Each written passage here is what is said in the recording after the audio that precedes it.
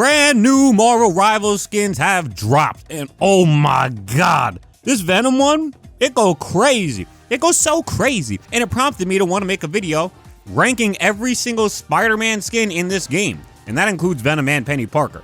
There are some godlike skins for these guys in this game. Let's start out with Spider-Man. You know I'm a Spider-Man channel. We'll go to Venom, and then we'll go to Peni Parker.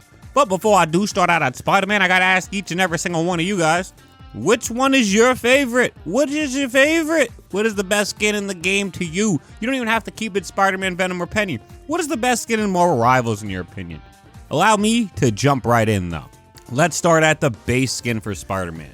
Now, I think the base Spider-Man skin itself, it has a little left to be desired. I think the logo is pretty mids. I think the back logo is mid as well, and I don't like the segmentation on the front of the suit.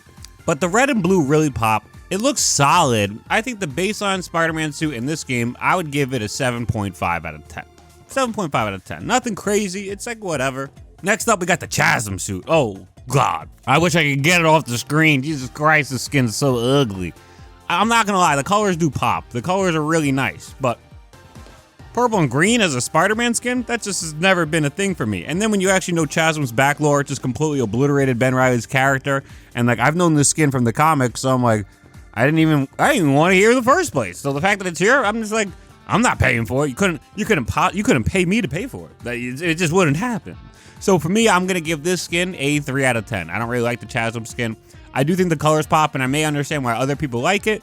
But it's just so like ectoplasm-y, and that's not really Spider-Man to me. And purple and green aren't really Spider-Man colors to me. Those are like villain colors, like Green Goblin. So for me, it's gonna be a 3 out of 10. Next up, though, we're gonna move to the Scarlet Spider skin. Whew. Now, if this was anything like the comic book Scarlet Spider skin, this would easily be a 10 out of 10. But it's not. They decided to do their own thing completely with the Scarlet Spider skin. I mean, I guess they have the red on the bottom and the black on top, but is it really the same? Because to me, it doesn't look anything the same at all.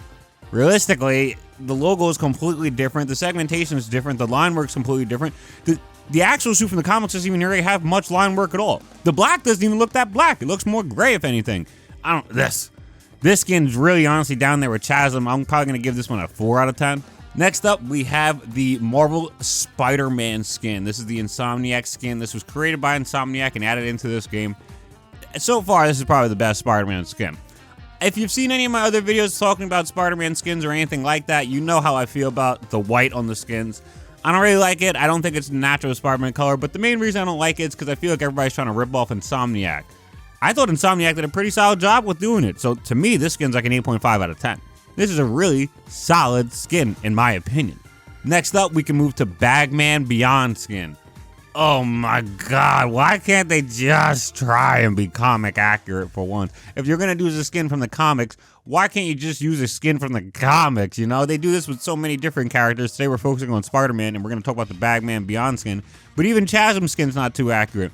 Even Scarlet Spider skin's not too accurate. And Bagman Beyond, it in itself is not too accurate. It's supposed to be like the bombastic Bagman skin, you know, when he's wearing the Fantastic Four suit and he has a bag over his face because he was wearing the black suit, and then Reed Richards gets rid of it or gets it off of him because, you know, they realize how dangerous it is. So then we have the Bagman suit. You know, he's wearing the Fantastic Four suit, got the bag over his head. He actually has an emblem on this skin showing the actual skin that they should have adapted.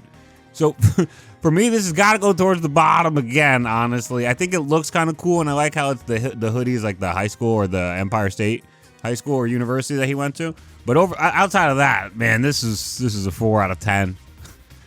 4 out of 10 at best. Then we got the black suit. Now, the symbiote black suit for Spider-Man, this is a usual 10 out of 10 suit. Everybody loves it. But in this game, I really do not like the changes they made to it. I don't think it's terrible. I think it's better than a lot of the skins we've talked about today. But, like, look at it. The logo is completely different. It's not really that black. I don't mind the slime too much. The gooey slime is whatever. I can get past it. But I really don't like this logo, like, at all. And I don't like how it's not black. It's like gray.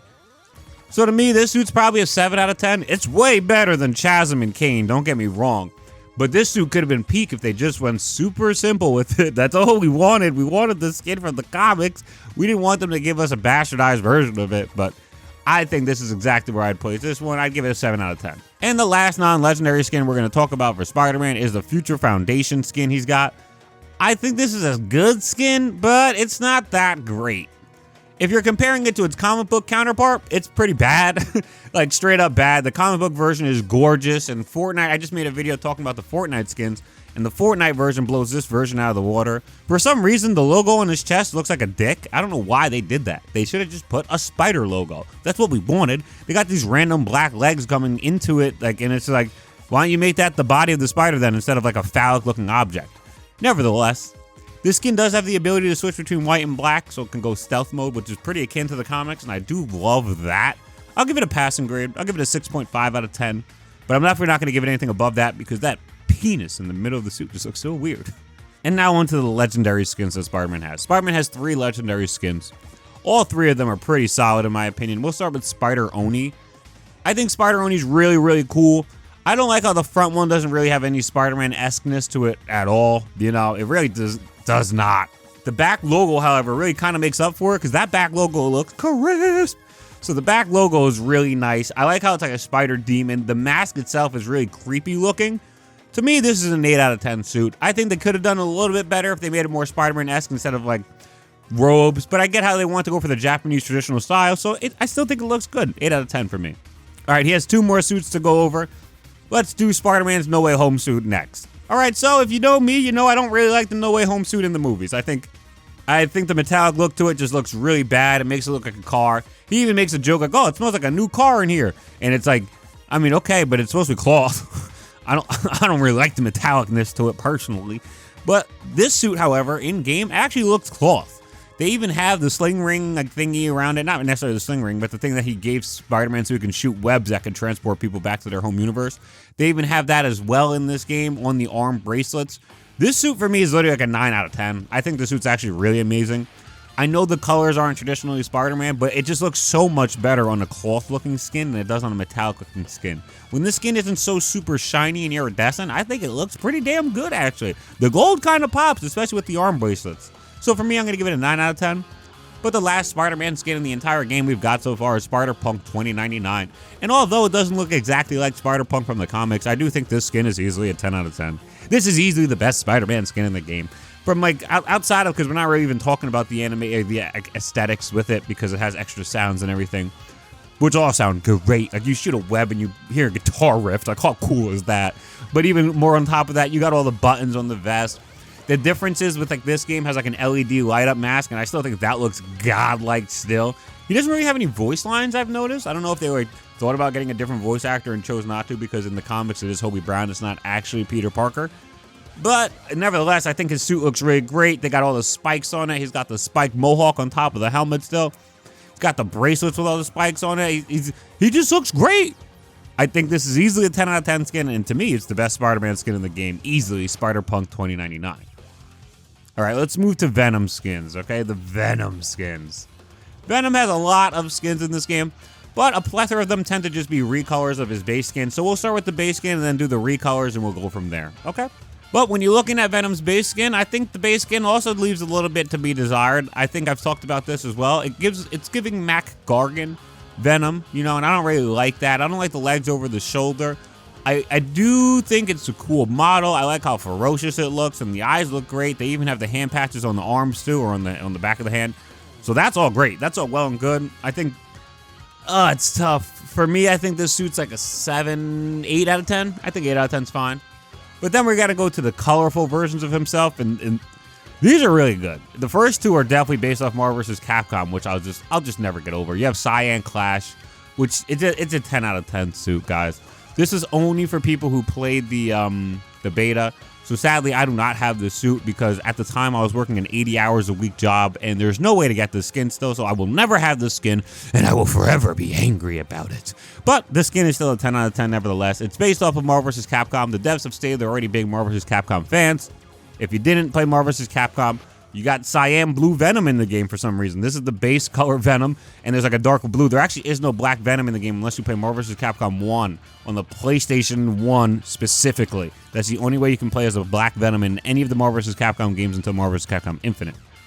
But just to go even further to show that the game is called, or that this skin is based on Marvel vs. Capcom, it's called Cyan Clash. And Marvel vs. Capcom 1, the first game that Venom appears in, is like, it's called Marvel vs. Capcom Clash of New Heroes or something along those lines. Clash of Heroes? Cyan Clash, that's where you get it from. So, all in all, I mean, I just gave you the backstory on this skin and where it comes from and everything. Not to just bore you with a quick Venom history lesson, but I mean, that's what the channel's all about, so hopefully you enjoyed it. But yeah, this skin's a 10 out of 10. And we're going to move to Hyper Orange next. This one is also clearly based off of Venom and Marvel vs. Capcom. However, this is based off of when you had to do a secret code. You do a secret code on the main select screen in Marvel vs. Capcom 1, and it gives you red Venom. At least that's what it was termed by the community, but the Venom is actually orange in himself. People, I think, just call it red Venom because it looks like Carnage, or more so like Carnage, who's red. But he's definitely orange, and that's definitely what this is based off of. Orange Venom, red Venom in Marvel vs. Capcom 1 was utterly broken. If he touched you, he killed you. He had infinites for days. It was so nasty. This skin being in this game, this makes me happy. Everybody who watches my channel pretty much at this point has to know I'm a Marvel vs. Capcom fan, and I also give this skin a 10 out of 10. Anything relating to, like, in my opinion, the greatest game ever created, it's quite literally my favorite, if not my favorite game ever made, or franchise, is going to be a 10. I just love Marvel vs. Capcom so freaking much. But we can go to his last different colored skin in the exact same default skin palette, and that's the pink bubble skin. To my knowledge, this is actually not based on Marvel vs. Capcom. I've never known Venom to have a pink skin. I don't know where this is based on. I figured they would just do all of his Marvel vs. Capcom colors for his different colors for the default skin until they got the rainbow finish. But I actually don't recall him doing or ever having a pink skin. I think the skin looks really nice though. You know, pops. Venom's so goofy and groovy. They got the cool emotes with it. It looks good with Venom twerking. I'm gonna give it an 8 out of 10. It's not like superb, but it's still good. It's still a passable, great skin. All right, now we're going to start moving to some of his other skins. He's got a few other ones. We'll go to Anti-Venom next. I think this skin is just terrible. I think this skin is just horrid, man. I do not like the Anti-Venom skin. And it's not that I think the Anti-Venom skin is inherently awful. It just looks completely devoid of anything that I enjoyed about it in the comics. Anti-Venom in the comics is actually not a hulking Venom. He's way more slender and, like, slashy oriented. He's not this big, thick guy. Anti-Venom is way thinner, so I didn't understand why they were even using Anti-Venom at all, because I thought we'd just get Agent Anti-Venom as a character. But then you look at the character, and they gave him, like, the red eyes. It's like, all right, his eyes didn't look like that, guys. His eyes definitely did not look like that. That looks terrible. So outside of the eyes and the fact that he's just massive hulking monster, I just don't even think it looks that good. I don't like how, like, when he shoots, he still has the black tendrils. It doesn't even look right. He's a white-looking skin. So how does that even add up? Who's that make sense for? So to me, this skin's like I would give this skin a 4 out of 10. I really don't think you'll ever catch me rocking this skin in the game. I just don't like it. Next up, we have the Agent Venom skin.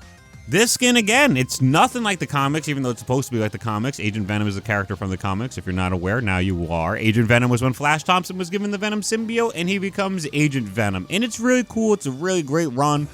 It's honestly probably the best non-Eddie Brock Venom run, and it's like a top 3 Venom run ever, maybe top 4 Venom run ever. This skin looks nothing like it. It's actually cited as being from the Venom run of 2018, where Flash Thompson is not Venom, but his Codex is still in Venom, and it takes over to save Eddie Brock for a bit. But even still, it didn't look like this. This thing looks like it's got rocks coming out of it. It just looks like part like the Thing. Did the Thing and Venom have a baby when they made this skin? I don't understand where they got all these rock-like structures for. I do think the back skull on the Venom logo looks pretty sick, and I like the pouches, but I don't know, man. It just doesn't look anything like what I thought I was going to be getting when they said we were going to get an Agent Venom skin. Agent Venom is supposed to also be pretty sleek and slender. This thing is looking rough and, like, edgy, and I'm not even, like, I like it when it's thinner. Don't get me wrong. That's what I mean when I say sleek and slender. But even just, like, not rough. You know, like, if it was, like, the base Venom skin sleekness, but had the Agent Venom's design, I think that could still work. But they just decided to go balls to the wall with it when this is not what it even looks like. This isn't what I wanted. So this one to me is like a 5 out of 10. 5 out of 10. We also have Space Knight Venom, just to continue the trend of Venom skins that don't really look like what they were supposed to in the comics. This one more so just looks really, really, really freaking big. He didn't look this big when he was in the comics. If I'm not mistaken, this was also actually Flash Thompson when he was in space with the Guardians of the Galaxy. He even has a Guardians of the Galaxy logo on his shoulder. And that looks pretty good. But I overall just don't like this skin. I think it looks really monstrous and, like, not in a good way, because that's not what I remember Space Knight looking like. To me, I'd give this skin a 6 out of 10. And then Venom has 2 legendary skins currently. 2, we'll talk about the Snow Symbiote one first, and then we'll talk about his Omega one that just got dropped.